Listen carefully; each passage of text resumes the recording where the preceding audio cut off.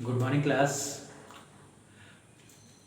Last class में हमने आपको स्टार्ट कराया था चैप्टर 2 टिश्यू या ऊतक। ठीक है, ऊतक में हमने आपको बताया था कि डेफिनेशन क्या होती है ऊतक की। ठीक है, कई सारी कोशिकाओं का समूह, निर्माण कार्य, वो सारी चीज़ें क्या आती है ऊतक के अंतर्गत आती है ना। ऊतक के हमने बताए थे मेन पार्ट्स क्या क्या होते हैं। ठीक है, और ऊतक, विभाज्य ऊतक और स्थायी ऊतक, ये थे इसके पार्ट्स, और एक रक्षी ऊतक था। ठीक है, हमने विभाज्य ऊतक के बारे में आपको बताया था। विभाज्य ऊतक क्या होता है, ये ऊतक क्या होते हैं, निरंतर विभाजित। इसमें क्या होता है, कोशिकाओं का विभाजन निरंतर होता रहता है। ठीक है, निरंतर विभाजित होती रहती है कोशिकाएं इसमें। ठीक है, विभाज्य ऊतक का मतलब ही क्या है, विभाजन करना। ठीक है, इसके हमने 3 पार्ट्स बताए थे। 3 पार्ट्स में हमने क्या क्या बताया था। सबसे पहले हमने एपिकल नॉच बताई थी, जो कि सबसे ऊपरी पार्ट बताया था हमने। ठीक है, एपिकल नॉच, ठीक है, या एपिकल मेरिस्टेम बताया था। ठीक, दूसरा हमने लेटरल बताया था। लेटरल मीन्स क्या होता है, पार्श्व विभाज्योतक। ठीक है, जो कि बीच का स्थान था। और नेक्स्ट हमने बताया था अंतर्विष्ट। ठीक, अंतर्विष्ट विभाज्योतक, जिसे इंटर कैलोरी बताया था। ठीक है, ये 3 पार्ट हमने बताए थे आपको। ठीक है, और कौन से ऊतक कौन कौन से काम करते हैं, ये सारी चीज़ें बताई थी। ये क्या करते हैं, जड़ की मोटाई या लंबाई को बढ़ाते हैं, तने की मोटाई को बढ़ाते हैं, या जो टहनी होती है, शाखाएं होती हैं, शाखाओं की भी वृद्धि में ये सहायक होते हैं। कौन, विभाज्योतक, और उनके जो प्रकार होते हैं वो सारी चीज़। ठीक, आज हम डिस्कस करेंगे स्थायी ऊतक। ठीक है, दूसरा जो हमारा ऊतक है वो स्थायी ऊतक है, जिसे परमानेंट टिश्यू कहते हैं। ठीक है, क्या बोलते हैं, परमानेंट टिश्यू। ठीक है, तो परमानेंट टिश्यू क्या होता है, परमानेंट टिश्यू जैसे जो विभाज्योतक था वो उसमें कोशिकाएं निरंतर विभाजित होती रहती है। ठीक है, लेकिन स्थायी ऊतक में क्या है, स्थायी ऊतक में जो भी ऊतक हैं, ठीक है, वो सब क्या होते हैं, स्थायी होते हैं, परमानेंट होते हैं। ठीक है, इसमें क्या होता है, ये क्या करते हैं, जाइलम फ्लोएम के निर्माण में भी सहायक होते हैं। ठीक है, जाइलम और फ्लोएम जो सेल्स होती हैं, ठीक है, उनके निर्माण में भी सहायक है। प्लस ये भोजन का निर्माण करने में भी सहायक होती है। ठीक है, और जो भोजन बना हुआ होता है उसको संचय करने में भी सहायक होती है। ठीक है, कौन, विभाज्य ऊतक, स्थायी ऊतक या परमानेंट टिश्यू। ठीक है, परमानेंट टिश्यू भोजन का संचय करने में, प्रकाश संश्लेषण की क्रिया द्वारा अपना भोजन बनाने में, ठीक है, जाइलम और फ्लोएम ऊतकों के निर्माण में भी सहायक होती है। ठीक है, तो ये सारी चीज़ें इसमें आती हैं। ठीक, हम थोड़ी से डायग्राम पे नज़र डालेंगे। डायग्राम में देखिए बताया गया है इसमें, तो हम डायग्राम को देख लें पहले। डायग्राम में देखिए ये एक किसी भी एक तने की संरचना है। ठीक है, तो तने में जो सबसे संरचना होती है उसमें बहुत सारी चीज़ें, पार्ट्स पाए जाते हैं।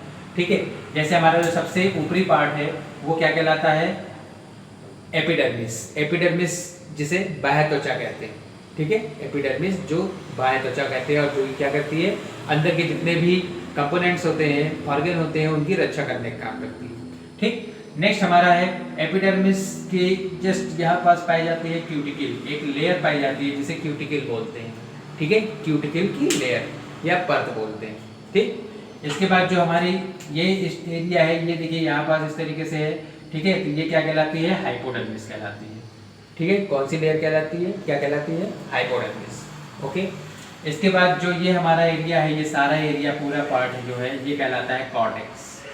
कॉर्टेक्स जिसे हिंदी में कहते हैं हम मृदुतक, कॉर्टेक्स बोलते हैं। ठीक है, ठीक, मृदुतक तो पेरेंकाइमा होता है। ठीक है, तो ये क्या कहलाता है, कॉर्टेक्स कहलाता है।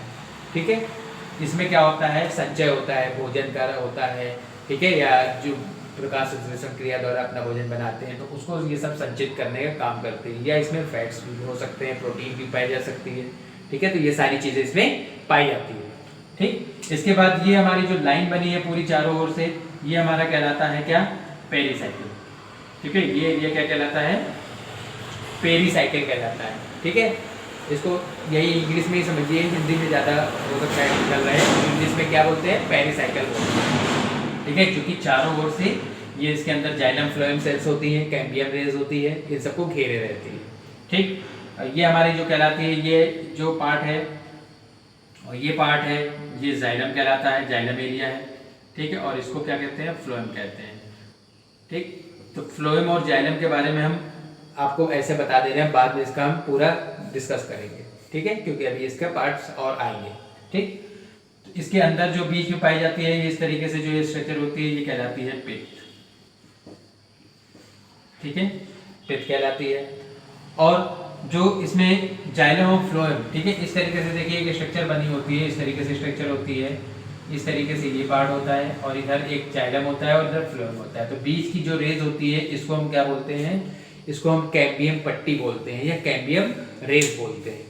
ठीक है, तो इस तरीके से जाइलम फ्लोएम को बांटने वाली जो एक रेज होती है, एक पट्टी होती है, जिसे क्या कहते हैं, कैम्बियम बोलते हैं।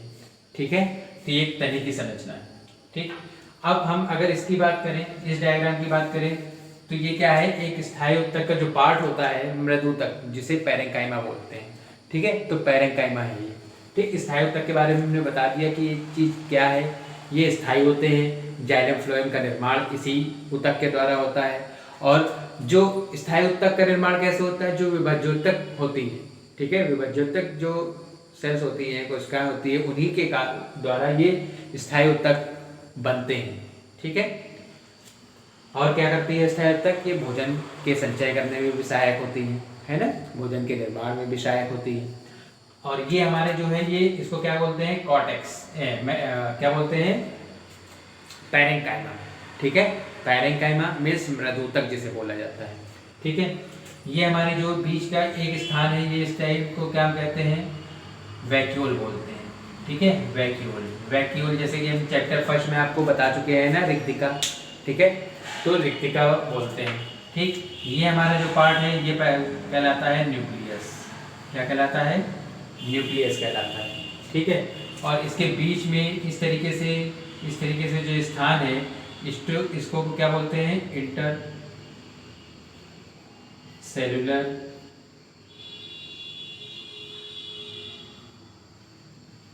स्पेस।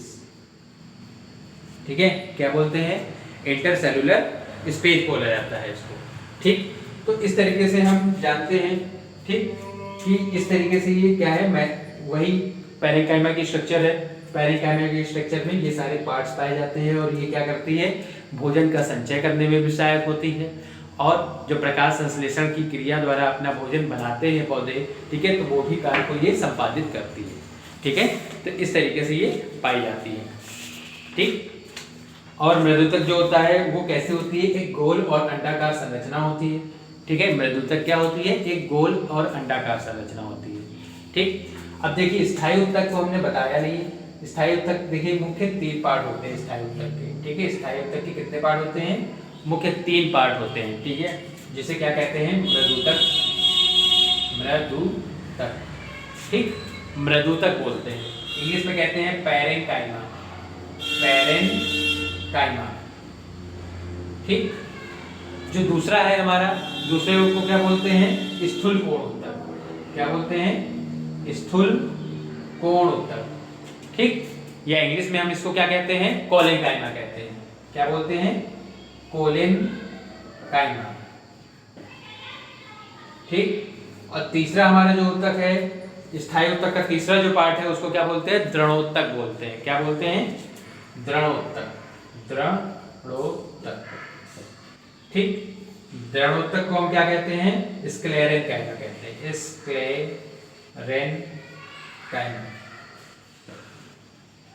ठीक, क्या बोलते हैं, स्क्लेरेनकाइमा कहते हैं। तो हमने आपको उत्तक, स्थायी उत्तक क्या होता है, एक स्टेम की या एक तने की संरचना हमने बताई, और मृदुतक क्या होता है। ठीक है, मृदुतक हम फिर से आपको बता दें कि मृदुतक क्या है, एक गोल और अंडाकार संरचना होती है, जिसमें क्या होती है, वैक्यूल पाई जाती है, न्यूक्लियस पाया जाता है, और जो बीच का स्थान होता है, थोड़ा थोड़ा जो बीच का स्थान पाया जाता है, उसको क्या कहते हैं, इंटर सेलुलर स्पेस कहते हैं।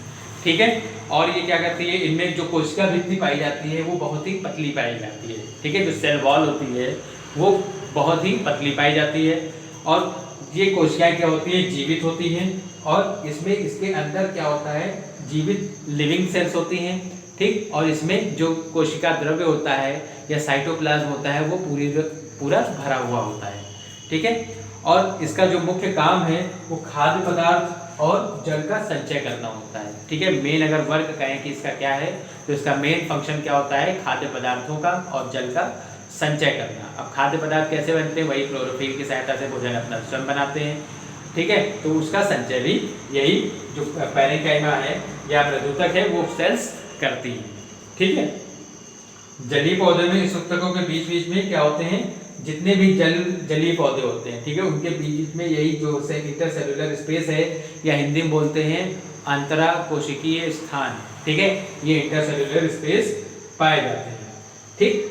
तो इस तरीके से ये क्या है, ये एक मृदुतक की संरचना है, ठीक है। क्या की संरचना है ये, मृदुतक, मृदुतक जिसे क्या कहते हैं, पैरेन्काइमा बोलते हैं, ठीक है, पैरेन्काइमा, ठीक। और ये एक तने की संरचना है, तना जिसे क्या बोलते हैं, स्टेम, ठीक। तो इस तरीके से हमने आपको आज बताया कि स्थायी ऊतक होते क्या हैं, ठीक। स्थायी ऊतक क्या होते हैं, उनके पार्ट कितने हैं, एक स्टेम की संरचना बताई और मृदुतक के बारे में आपको बताया। इसके 2 पॉइंट और हैं जो कि नेक्स्ट क्लास में हम इसको डिस्कस करेंगे, ठीक। विभाज्योतक हमने बता दिया। अगर इनमें कोई भी प्रॉब्लम हो तो वो हमसे डिस्कस करिएगा, ठीक है। कोई भी समस्या, कोई भी प्रॉब्लम हो तो हमको बताइएगा, तो हम उसको फिर से बता सकते हैं, ठीक है। लेकिन आप लोग वीडियो, बहुत कम बच्चे ऐसे हैं जो वीडियो देखते हैं, केवल वर्क कर लेते हैं, तो वर्क ना करें, ठीक है। पहले वीडियो देखें, उसके बाद वर्क करें, ठीक है। और सभी लोग वर्क करें। Okay, have a good day.